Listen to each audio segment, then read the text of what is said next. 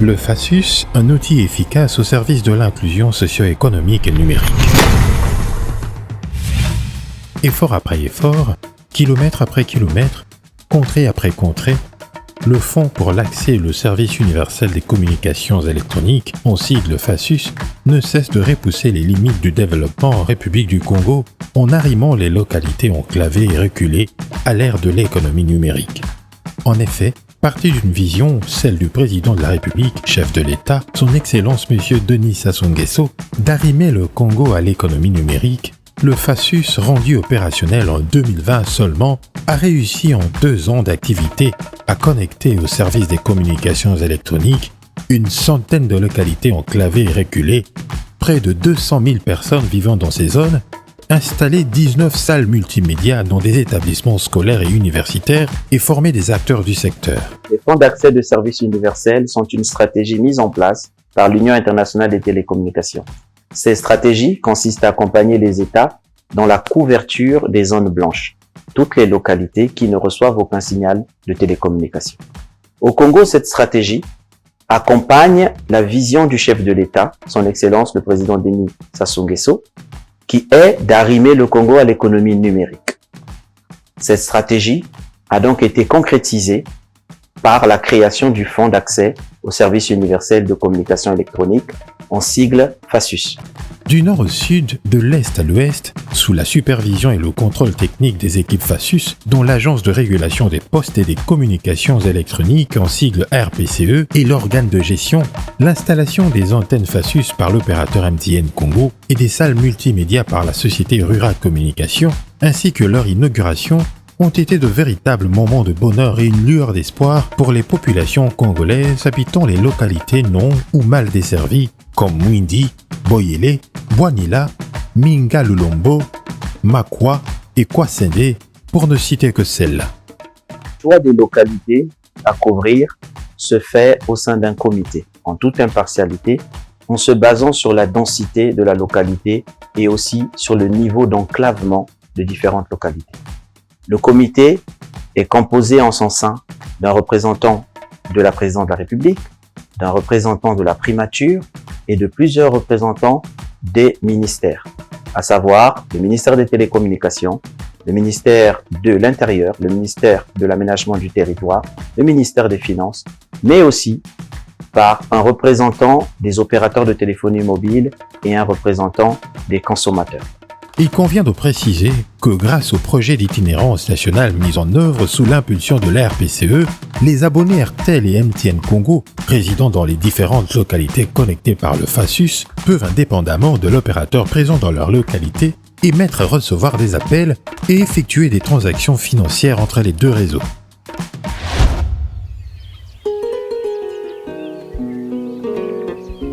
École de Tala. Notre devise, unité. Dans le district de Mbala, à titre exceptionnel, nous sommes un village économique. C'est comme Point Noir à Brazzaville. Oui, parce que tout le pôle économique n'est pas ici, bien que nous soyons cosmopolites. Depuis l'avènement de MTN, les choses commencent à s'améliorer. Oui, nous avons la facilité de nous connecter avec les parents. Matali Edith, commerçante venue de Brazzaville il y a une dizaine d'années, s'approvisionne en cacao à Tala. Grâce au service Airtel Money et Mobile Money désormais disponibles dans sa contrée, elle a fait le choix d'effectuer ses transactions financières via son téléphone pour plus de sécurité. Avant que le gouvernement installe l'antenne ici à Tala, vraiment c'était compliqué. C'était très compliqué pour nous les commerçantes parce qu'il n'y avait pas de réseau. On venait ici avec de l'argent en main. Or, ce n'était pas sécurisant parce qu'on peut toutefois te voler, t'arracher ton sac. L'utilisation du téléphone portable permet aux commerçants de réduire les coûts liés au transport. Maintenant, lorsqu'on nous a installé l'antenne ici, vraiment le tout se passe très bien. Depuis Brazzaville, je peux appeler mon fournisseur, je l'envoie de l'argent par Momo et puis dès que j'arrive ici, je prends ma marchandise. Ces derniers peuvent désormais développer leurs activités et augmenter leur rentabilité financière. Actuellement, les enfants, grâce à à l'installation de ces réseaux téléphoniques que les enfants ou bien la population prennent la charge de faire le mobile money.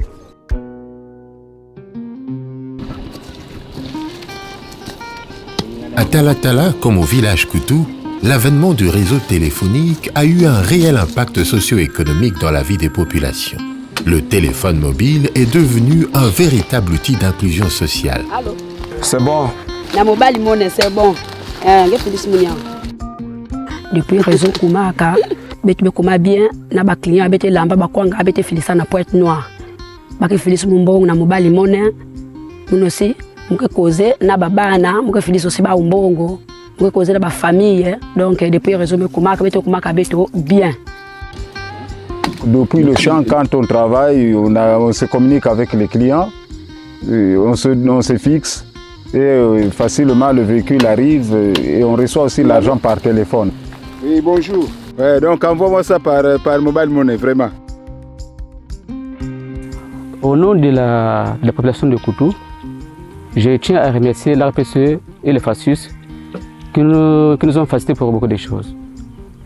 Parce que nous avons implanté l'antenne, depuis qu'ils ont implanté cette antenne.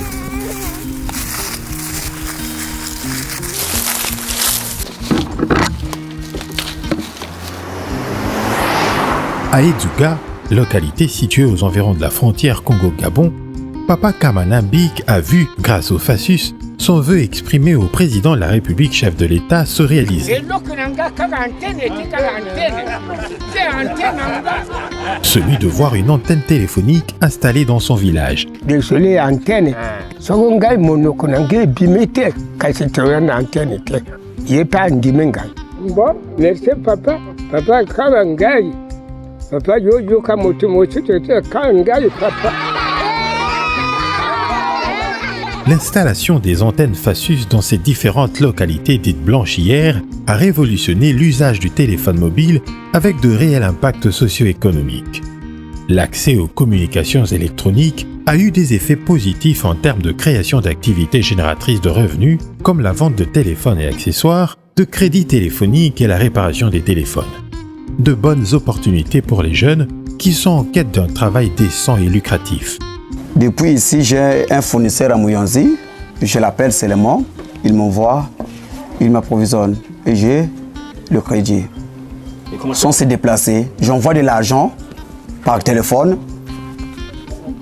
On voit MTN dépôt. Oui, dépôt. Aujourd'hui, grâce à ce service de transaction, de Momo, de crédit, non, moi ça me permet de bien m'en occuper de ma petite famille à la maison, chez moi. C'est bon, mademoiselle Mouzika. Mais nous remercions parce que nous avons l'antenne. Et ça permet aussi aux villageois de faire des envois sur place, d'appeler aussi. Sur le plan éducatif, force est de constater aujourd'hui l'amélioration effective de la qualité des services dans les localités connectées.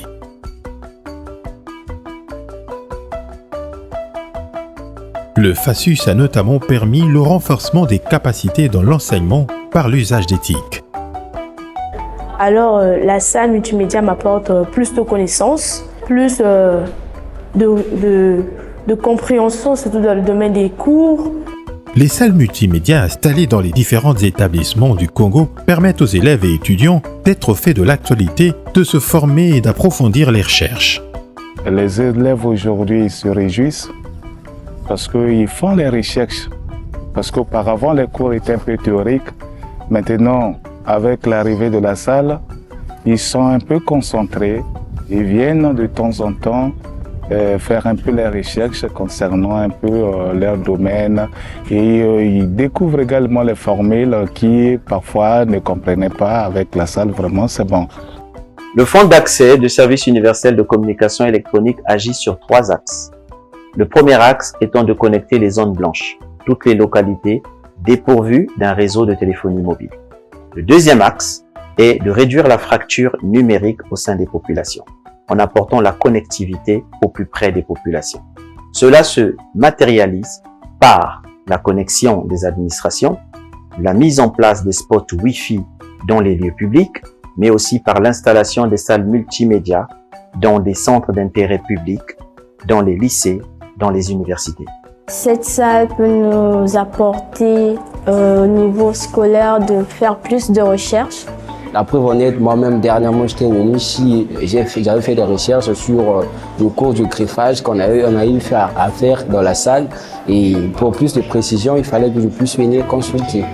Parce que souvent on nous donne des cours, on nous demande de faire des recherches à la maison. Et je pense que pour certains c'est un peu difficile parce que c'est pas tout le monde qui a des téléphones intelligents ou Android. Du coup, on peut venir ici avec l'aide du professeur. Il nous aide à faire des recherches sur les ordinateurs, il nous apprend comment faire. Et je pense que ça va beaucoup nous aider. Vous voyez, lui, il est en train de faire autre chose. Là-bas, le camion autonome est en train de travailler, de faire des récoltes tout seul. Cependant, la fracture numérique entre les sexes reste un obstacle majeur pour parvenir à une transformation numérique inclusive. C'est ainsi que l'RPCE et le FASUS ont favorisé la formation du genre féminin dans le domaine du numérique. Dans son troisième axe, le Fonds d'accès au service universel de communication électronique se focalise sur le renforcement de capacités. Ce renforcement de capacités se matérialise par la formation des acteurs du secteur. La formation aussi de toute personne réticente à l'outil informatique, toutes les personnes réservées. Voilà pourquoi nous avons mis un accent sur la formation du genre féminin. Environ 130 000 femmes, toutes catégories confondues, commerçantes, agricultrices, artisanes, lycéennes, étudiantes, filles mères, ménagères, ont bénéficié à travers le pays des formations sur le métier du digital, entre autres en marketing digital, en développement web, en application mobile, en montage vidéo, en graphic design, en utilisation des drones et de l'application Zoom. Toujours dans l'optique de lutter contre l'exclusion numérique, le FASUS a aussi installé une salle multimédia à l'école spéciale de Brazzaville, un établissement qui forme et aide à l'insertion sociale des enfants et adultes ayant des besoins spéciaux. Une école spéciale est une école de rattrapage. Un rattrapage pour des enfants qui leur permet d'acquérir une certaine connaissance. J'ai fait un peu de recherche sur le campus France et sur mon futur métier que j'aimerais faire si possible. Ça favorise vraiment l'apprentissage des élèves et ils ont pris goût et ils viennent se former, ils viennent faire leurs recherches. Nous disons merci à l'RPCE et au FASUS pour cette salle. Au regard d'excellents résultats atteints en 2 ans d'activité, le FASUS, on peut le dire, est une réponse concrète pour permettre à chaque Congolais d'accéder à un minimum de services de communication électronique, voix et data, à des tarifs abordables et non discriminatoires, quelle que soit sa localisation géographique. Aussi, il favorise l'inclusion socio-économique et numérique et lutte contre les discriminations basées sur le genre et à l'endroit des personnes vivant avec handicap. En 2023, le FASUS prévoit de construire les sites en 3G et de convertir tous les sites 2G des années précédentes en sites et services 3G. Fort de ces réalisations, la Banque mondiale a confié au FASUS et à l'RPCE la gestion de la plus grande composante du projet d'accélération de transformation numérique au Congo, en sigle PATEN. Le but de ce projet est de développer la connectivité haut débit en réduisant la fracture numérique dans les zones défavorisées auprès des populations à faible revenu ou vivant avec handicap. À travers le PATEN, le FASUS permettra d'ici à 5 ans de moderniser le cadre réglementaire des communications électroniques, connectera plus de 100 écoles et 45 bureaux de poste, interconnectera les administrations publiques, les ministères et les institutions publiques, impactant ainsi le quotidien de près de 2 millions de personnes. À travers le PATEN, l'un des objectifs de la Banque mondiale est de former le genre féminin. Nous allons, par le PATEN, former plus de femmes, afin de faire d'elles des actrices de cette révolution numérique et qu'elles contribuent activement à la transformation digitale de notre pays. Rappelons que le FASUS a entre autres mission de promouvoir l'accès des communications rurales et démunies aux services des communications électroniques, le développement des nouveaux services, des contenus locaux dans le but de favoriser l'inclusion numérique et renforcer les capacités en matière d'éthique. Au moment où le FASUS entre dans une nouvelle ère par la mise en place de nouveaux projets, c'est pour moi l'occasion de remercier son Excellence le chef de l'État, M. Denis Sassou Nguesso, pour sa vision éclairée, celle qui consiste à arrimer le Congo à l'économie numérique. C'est de cette vision qu'est né le FASUS. C'est aussi pour moi l'occasion de remercier son Excellence, Monsieur le Premier ministre, ainsi que les membres de son gouvernement, en particulier le ministre des Télécommunications, des Postes et de l'économie numérique. C'est aussi l'occasion de remercier tous les membres du comité du FASUS avec qui nous travaillons dans le choix des localités, des zones à couvrir et aussi des établissements. Sans oublier de remercier les populations qui nous ont toujours accueillis de manière très chaleureuse. Je nous souhaite à tous d'aller plus loin et bien au-delà de ce que nous avons déjà fait et accompli jusqu'à ce jour. Merci.